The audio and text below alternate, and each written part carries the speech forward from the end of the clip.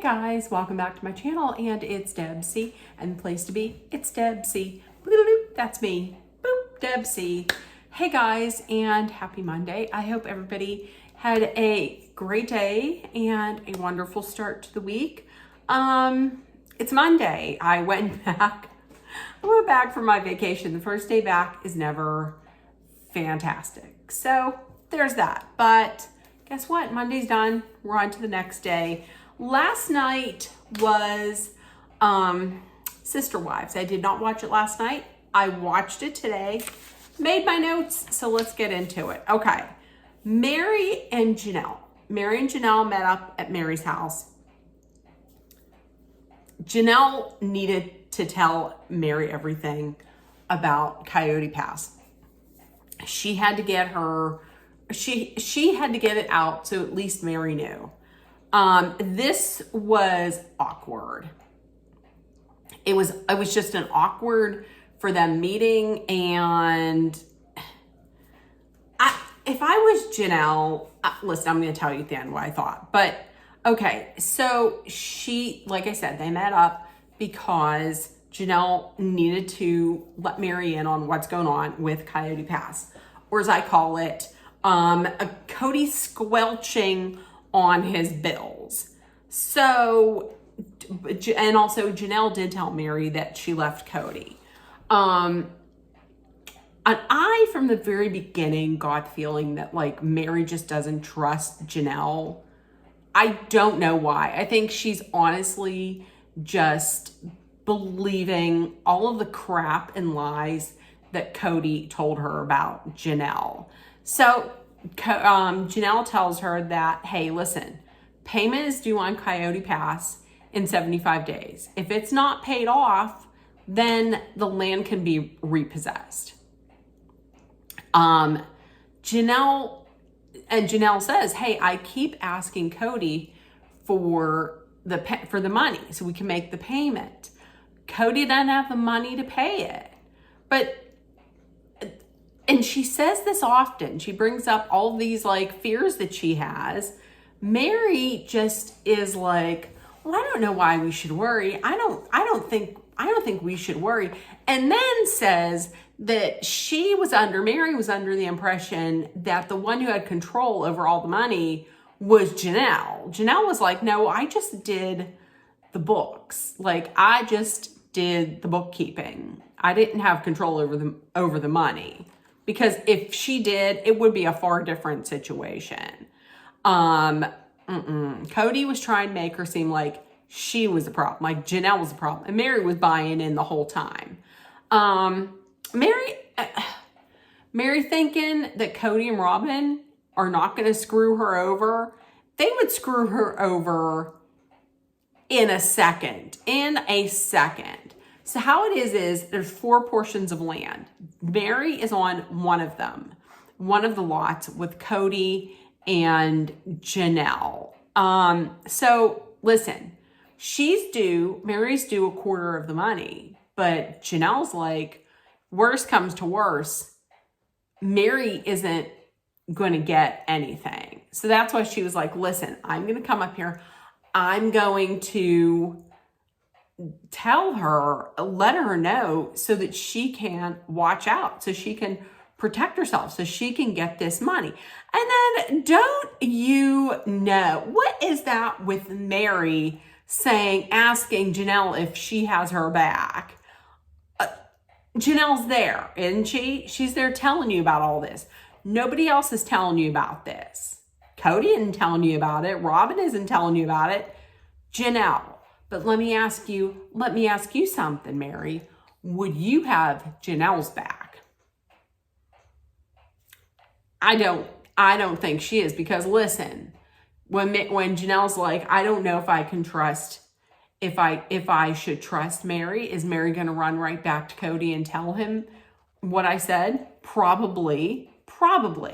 Now this whole thing of Mary saying Cody, what did she say? She said Cody was always creative with his finances. When somebody says creative with the finances,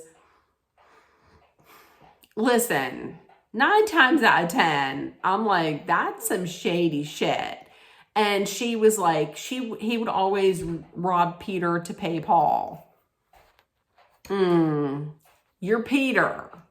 He gonna rob you to give it to Robin to buy a $2 million house for Robin. So listen, I'm gonna tell you. And when she said, I'm not taking sides. I'm not gonna be the bitter ex-wife, and I'm not gonna take Cody's side. No, you're wrong. You already done taken his side. Let's drop that. Let's drop that BS. You already done taken that side. My opinion is my opinion. Janelle, you're not listening. You don't know me. But listen, Janelle, you did all you could. You told her, and if she still doesn't understand why she needs to protect herself, then go with God. Go with God. No, I didn't mean it like that. Then that's it. You did what you can do. There's no more that you can do. Be done with it. I would be done with it. I'd be like, good, I told you. So FAFO, I don't know what to say. Next up was a special edition of House Hunters with David and Janelle. Christine had said that this is very different from when she bought a house with Cody, because Cody wasn't hands-on with her at all. Like, Cody really just kind of like left her to it. Whereas he was very hands-on with Robin. Cody disagrees with this, of course. I'm going to tell you what, I feel like from this episode that Christine was not made for plural marriage. I just don't think she was. I think she enjoys monogamy too much, as you should. But listen, I'm going to tell you what. I don't know. They could have left that part out. I don't know. It's just they're leaning kind of real heavily on, I don't know, on all this stuff that they're doing like before they're getting engaged. I mean, I enjoy seeing it. I enjoy seeing her so in love, but I don't know. Sometimes I feel like it's just filler. Okay, so the big event for this episode was Gwendolyn and Bia's bridal shower. That's Cody and Christine's daughter, Gwendolyn. And David is going to meet Janelle's kids. So, what was the story? Oh, David's talking to Gabriel and says, he signed up for a dating site. And I guess he was going to like get off of the site, leave the site. But then somebody had messaged him. It was Christine. And so he paid $60 just to stay on the site. Do you like it buttoned up or not buttoned? I think I like it not buttoned. But he paid $60 to stay on site so that he could connect with Christine. He said it was worth it. By the way, in case you didn't know, I'm drinking some hot green tea with lime and honey. I didn't have any lemon, and a packet of stevia. So there you go. It's not too bad this time. All right. And by the way, at the bridal shower, Mary, Cody, and Robin were going to be there. And one of Cody's children is trying to work it out with him, and that is Aspen. So I can understand why Mary would feel like it's a little weird seeing Christine with someone besides Cody, because that's all she's ever known her whole life. So I get that. Whenever Mary says it, it's not anywhere near as annoying as when Robin says it. Because when Robin says something like that, I don't know, when she says it, it almost comes from like she's like the queen of everybody. And she's like, I don't know, it just, seems weird. It doesn't seem right. And it comes off whiny is what it sounds like. So they have a tattoo artist at the bridal shower, which is different, but I would kind of enjoy that. It's something different. I kind of like it. And Christine and David did a tattoo correct. They got the, what was it? The Celtic symbol for new beginnings. I like that because here's the thing. Don't ever do this. I've never done it. Now I never would do it. And that is get a tattoo of somebody that you are dating or married to. Don't get a tattoo of any of those because listen, I know they say love lasts, love is forever, but what if it isn't? And that relationship ends and then you're stuck with something. Because I know somebody that got a hand tattoo and then the person that they were dating got the other part of that tattoo so that when they put their hands together, it made the full tattoo. They're no longer together and now you got a hand tattoo. I'm just saying, do you see what I mean? So this was nice. They will probably stay together forever, David and Christine. But if they don't, now new beginnings, it fits any situation, right? I thought that was smart. I thought that was so smart. So Mary comes in. Mary enters first so that she's not just like, she's like, I'm single, so I'm not going to fall behind them and walk behind them and make it look like I'm a third wheel tagging along. I get that. I would do that also. She went up to, but when Mary went up to Christine, you could feel like it was a little bit of like them kind of like feeling each other out, especially Mary. But then when they hugged, and that felt real. Like that didn't feel staged. And that just felt like you could see like a little bit of like Mary, a little bit of a release, like a little bit of a, like she could exhale a little bit. You know what I mean?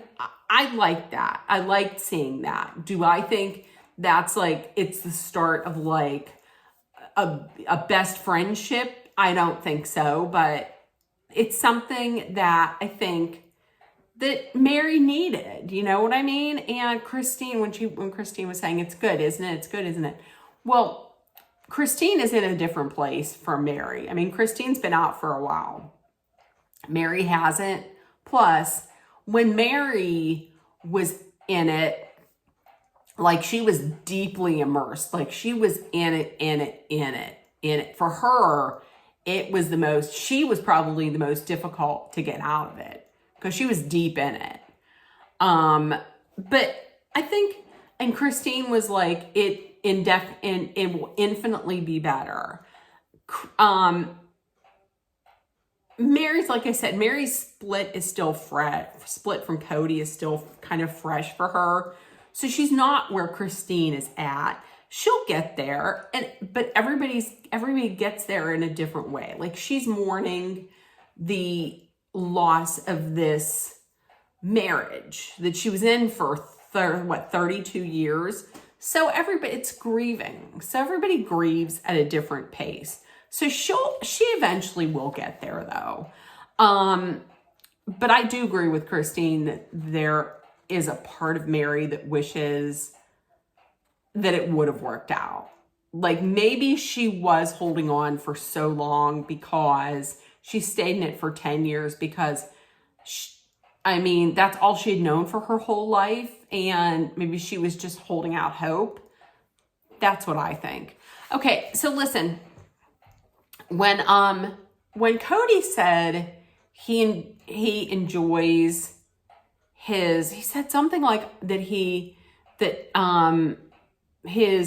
kids, okay, so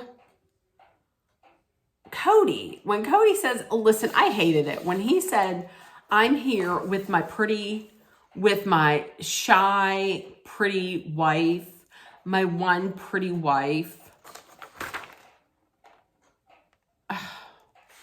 Is that how, seriously, have you ever called your other wives pretty? Probably not. And that pisses me off. And he's like, of course, and I have a special bond with Robin. Of course you have a special bond with Robin. It's that bond that you never had with any of your other wives because they weren't shy and they weren't pretty.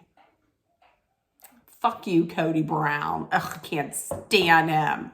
Okay, so then he meets David. This is what it was all leading up to. He meets David. So I think Cody was very surprised to hear that David babysat the grandkids. I think he was a little put off by that. And then he had said, well, David's talking more to Robin, looking more at Robin than he is at me. Well, probably because Christine told him what a dick you are, like what an absolute asshole and narcissist you are. So that he probably can't stand to look at you. None of us can. And listen, and then another time that he had gotten kind of red in the face was when Christine put her head on David's shoulder. Oh, well, listen, were you angry? Were you jealous? Who cares? You did that. You drove her away. And you're right, Robin, it is none of your business who Christine dates. She's not in your orbit anymore. So don't worry about it. But, so that was Sister Wives. This episode was a little light. This episode wasn't really, it was middle of the road. I was expecting a little bit more. But listen, in the comments, let me know what you thought of this week's episode if you watched. And if nobody told you, listen, you are loved, seen, and heard. Please make sure that you put love, kindness, compassion, acceptance, hope, and positivity out there in the world. So it comes right back at you. Oh, forehead. And what am I going to say? Wait a minute. Wait. How am I forgetting the outro? Oh, also, listen, please take care of one another. Also, be aware of your surroundings. Be smart. Hydrate often with water. No matter how you get it, water. And also, if you're someplace where there's a dangerous situation, be it weather or otherwise, please know that Dolly and I are sending our love, our prayers, our thoughts, and all the positive energy that you need. But make sure that you are mindful, aware, smart, and safe. Why did I just do that? So what am I doing with my hands? So listen, I will see you guys tomorrow in the morning for Motivational Mornings. So I'll see you later and have a great evening. Bye, guys.